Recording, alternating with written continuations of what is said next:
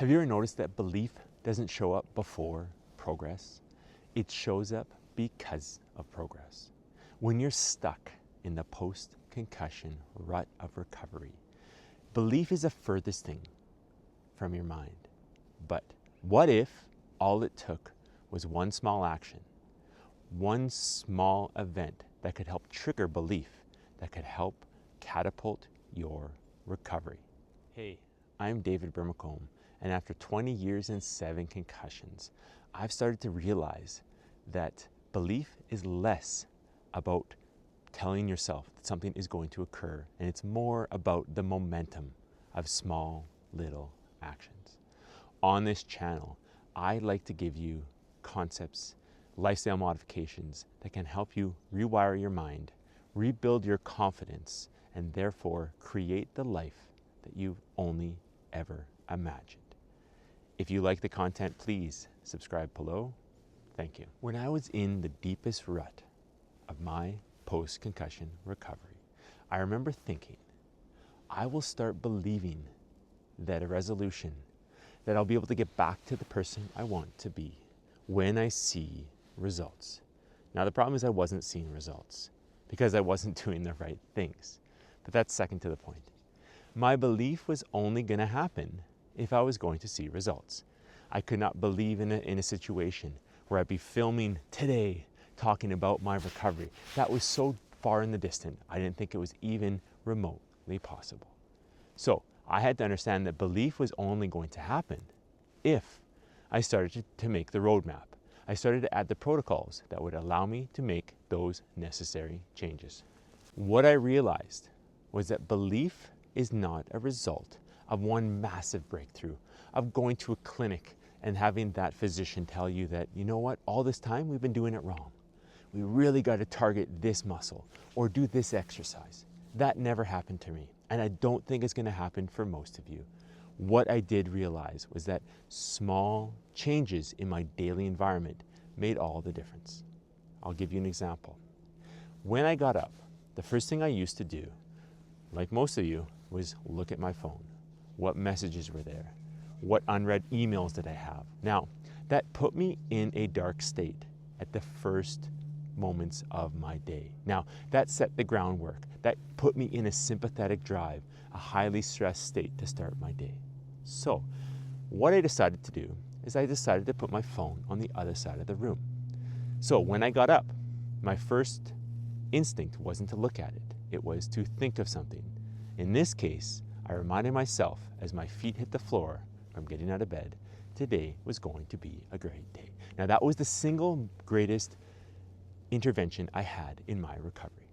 Moving my phone and having that first interaction with the ground, with myself, with my recovery as today is going to be a great day. Now I might have felt horrible stepping on that floor. I might have been trying to convince myself of something that wasn't truly going to happen. But guess what? Over time, I did rewire my mind. I did change my belief that the day could be a good day.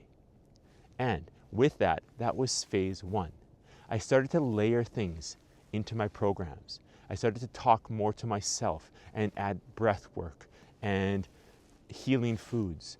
But the first phase was convincing myself that today could be a great day. Up above, I'll link to my videos talking about my morning mindset and my morning protocols. Here's the thing about belief. It comes when you least expect it. For me, it came in times like I could take a 5-minute walk instead of feeling symptomatic after a minute or two. For me, it came when I could talk on the phone to a friend, or I could go to work for an hour or two without the lights, the fluorescent lights above causing headaches. Those were small signs that I was making progress. Progress isn't linear. It has its peaks and valleys. But overall, progress is progress, regardless of how small. I had to look at my recovery as a stepping stone, where sometimes one of those stones would be removed and I'd have to take a step down to get back up. But as long as I was looking at from the beginning to the end, I was making those small steps, small changes along the way, I was making progress. One simple way to do this is to keep track of your symptom score 1 to 10 on a weekly basis.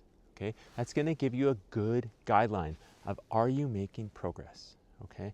So here's one thing I'd like you to institute today, okay? It could be breathwork, it could be gratitude, it could be something as simple as changing one food item that you eat, but I want you to make one small change this week.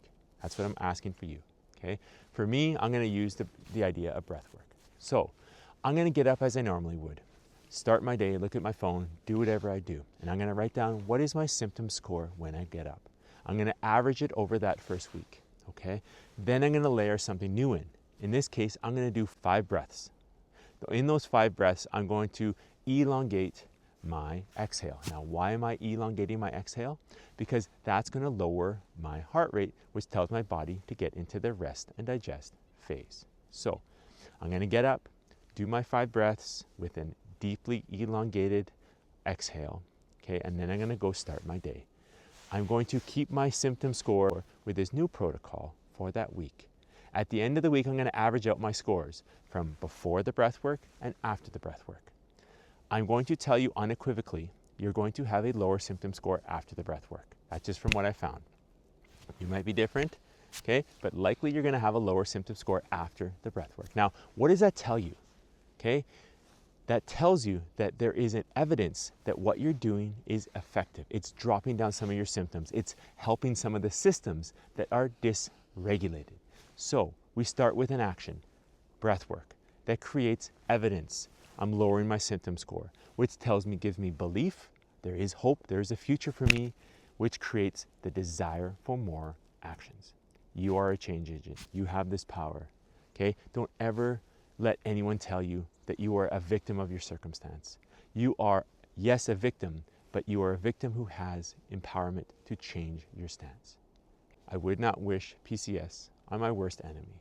Well, I don't really have any enemies, but if I did, I wouldn't wish it on them, okay? It is a terrible, terrible situation where your body is completely out of sorts. You do not feel like the person you used to be, but there is hope, okay?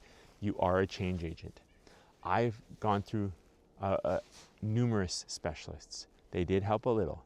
The one thing that did help the most was me making the changes in my life. Things like diet, sleep, stress reduction, gratitude, having an attitude of gratitude. Those made monumental changes in my life.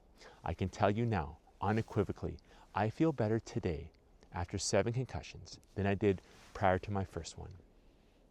I've created systems in my day. I've created more purpose in my life. I never in a million years would have thought that I would be recording a video explaining to other people how to help resolve their symptoms. But that's where we're at, because I went through the phases. I did all the N of 1 studies on myself, talking to other people, looking at science, and what is it telling us? This is not a fun recovery to have, but remember, progress is progress. Small steps now, big wins later. I wish you all the best. Thank you for supporting the channel, and I hope to see you again soon.